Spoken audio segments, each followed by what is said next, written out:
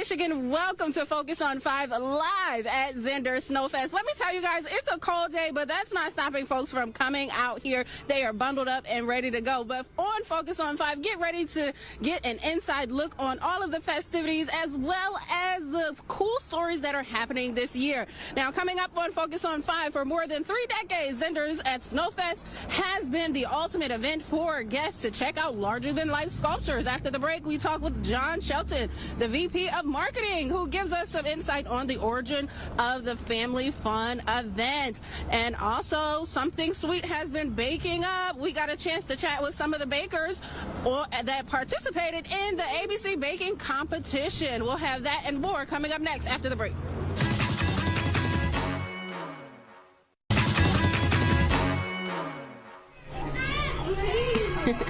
Welcome back to Focus on 5 live at Zehnder Snowfest. The fun is just beginning, and we're going to get a little insight on what people can expect, as well as the origin of Snowfest. And joining me now is John Shelton. We love talking to John. Hey there. Hi, Nachai. How are you? Welcome back. I'm wonderful. Thank you. You're the VP of Marketing here at Zehnders. I'm so excited to talk to you again because people really enjoy coming to Snowfest. How does that feel? Well, it's very rewarding. Yeah. I mean, you got to be honest. I mean, 35 years ago, we had certain expectations and see it kind of just the sustainability of the event itself and just having people come out year in year. But really, in fact, I just was talking to one of our snow carvers, Sandy Dobler, who's from Ohio. Yeah. This is her 22nd year of snow carving with us. But she started out, and now her kids join her. Nice. And I remember when they were just little babies and she started bringing them. But there's another gentleman, Al Foster. This is his 32nd year with us, and I keep joking. His hair was black, and I had hair back then. So it's just, I think that's when you just kind of say, if I look at it,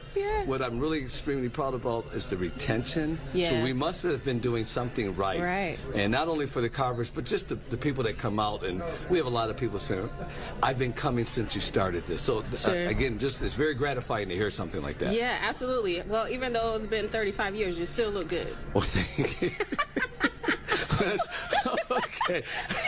That's a very nice compliment. You were talking about your hair. I had to give you a compliment, right? I appreciate that. Well, what about seeing the sculptures, seeing how they progress, because they just get bigger and bigger every year? You know, it's funny, you know, everybody's talking about the weather right now, and so, but, you know, the last few years, it's been really kind of warm. Oh, yes. So as far from a artistic standpoint, this year's going to be outstanding. I mean, the ice sculptures look beautiful, but what you'll be able to see with the weather being cold like this, the details of the snow blocks, you can really see them, and I'm seeing some great models out there, and it's coming together, so it's really kind of exciting to see how it's all being put together. Then, of course, we do the entertainment with the pony rides and the petting zoo that started about 2 minutes ago, and that goes throughout the whole weekend. Fireworks tomorrow. So the combination of artistic work and just having the fun activities has really been part of our successful formula. Yeah. Now, I was talking to you earlier about the next generation. What's your vision for Snowfest as the next generation takes it over? Well, my vision is to be watching it on a beach somewhere, looking at it. No, it's just, I think it's going to continue because, you know, our family has been very blessed. I have our son in the business. In fact, he was just named president of the company. Nice, congratulations. And, well, thank you. My daughter's our director of group sales. I have a niece who's VP of strategic planning and human resources. VP is Mary Tack. And so we have this next generation of leadership. My nephew, Christopher. So we have our family, and we call it the Gen 4. Okay, and Gen 3, which is us. We're just trying to get out of the way and be very supportive of what they're trying to do. But to answer your question, I don't see anything being detrimental because they grew up in this. Okay, so they know what to do. We were doing this before my daughter was even born. So she's seen it they all have seen it basically from day one. And so being a part of that process has allowed them. Now, they may change some things, and which is fine. And then I'm thinking whatever they do was going to be, how do we improve it? So I think we've laid a nice foundation for them. And, you know, but, you know, 10 years from now, I'm going to be reading about Snowfest. Instead of standing right there outside on that beach, right? All right, John, quickly before we go, tell people where they can find the info as they prepare for the weekend. Go to Zehnders.com. You're going to find the schedule of events. Everything's laid out for you. Or you can always call us here at Zehnders, our 800 number, 800 893-3999, I believe it is. Okay. Well, go to Zehnder.com. I know that works. All right, John, thank you so much. Thank you so much.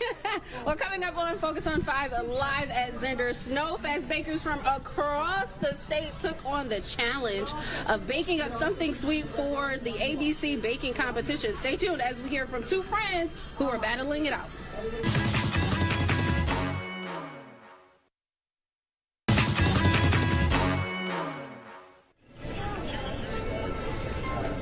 Welcome back to Focus on 5 live at Zehnder Snowfest. Earlier this week, we had a chance to visit with the ABC Baking competition. We met two friends who are battling out for the competition, and we got a chance to chat with them about how they came about to even signing up for the competition, as well as, you know, who will win. Indulge in something sweet with this year's ABC Baking Contest here at Snowfest. And joining me now is Tyler. He's from Michigan Sugar. How's it going? It's going great. Anytime you can come and taste great tasting desserts first thing in the morning is a fabulous time to come on out. I know. That's the best job ever, huh? It is. It's a very sweet perk of the job. Yeah, there you go. Well, for those who aren't familiar with the contest, tell us how it all works. So we have almost 70 participants from around the Great Lakes Bay region and beyond competing in 3 different categories. It's either an apple dessert, a brownie dessert, or a cupcake, all made with pure natural Pioneer sugars. Yeah, how exciting is that for you guys? You obviously got to go through the applications to see what kind of recipe people are going to have. You know, how's that for you to kind of like siphon through that? It's tough to filter it out, as you can imagine. You get these all on paper and go, these all sound fabulous and delicious, but we can narrow it down to the top 10 in each category today, and then we have our Michigan Sugar Queen and Court here. They'll serve as judges along with other community folks, and we'll crown some grand champions later on today. All right, well, it was so nice to meet you, Tyler. Good to meet you as well. Thanks for coming. Yeah, thank you. Now we're talking with some of the competitors of the ABC Baking Contest, and joining me now is Kayla. Hey, Kayla. Hey, what's going on? Yes, nothing much. I just love that you're part of this competition. You're part of the Apple Delight, right? Yes, ma'am. So what did you make up? I made the braided leaf caramel apple pastries. Ooh, now I saw those and they were quite beautiful. Thank you. Yeah, that took a lot of time. What made you decide to make those? I like doing pastry work. I own Homemade Pies by Kayla out of Croswell. Wow. And I like working with dough, so. Nice. Now, what inspired you to join this competition? Because you know this is a big deal. Okay, this is funny. I was baking at Lexington Coffee Shop. Okay. April, my friend, she came in and said, brought the paperwork and said, Kayla, enter this competition with me. She goes, you have to have the paperwork in by Friday. And I'm like, what day was that she brought Wednesday. So I had 2 days to come up with my own recipe and what I was gonna do, and we'll get chatting with April now. And thank you so much, Kayla. Thank you for having us. Yeah, nice to meet you. Now we're here chatting with another competitor, and that's April, who happens to be friends with Kayla, who we were just speaking to. Now, April, I have to call you out on this, ma'am. Why did you wait so long to the last minute to give her the application? I didn't know if she was going to do it or not, and then I thought, Kayla will do this. And then she is so she'll do things on a whim, you got this. Yeah. And she's like, April, I'm like, don't you doubt yourself. Exactly. See, she knew the full intention in that. April, you knew she could do it, and you knew you could do it, so y'all had to do it together. Right? That's what friends are for. Yes, absolutely. That's a great friendship right there. Well, tell us what you baked up. I did the Filthy Dirty Caramel Apple Chai, mini cheesecake. I think I said it right. I was about to say, did you guys hear that? You hear how long that was? Repeat it again. I'm not gonna. But it has Lexington Coffee Co. We both work at the same shop. Yes. I put their coffee espresso in it. I have Kahlua, that's why it's filthy. Okay. And it's dirty because it's an espresso. But it has chai mixture and it's delicious. Congratulations to you guys for #1 signing up for the competition. Absolutely. You know, this is a big deal here at Snowfest. But I wish you guys the best of luck, and we'll see who comes out Thanks for on the interview. top. Yes, nice to meet you.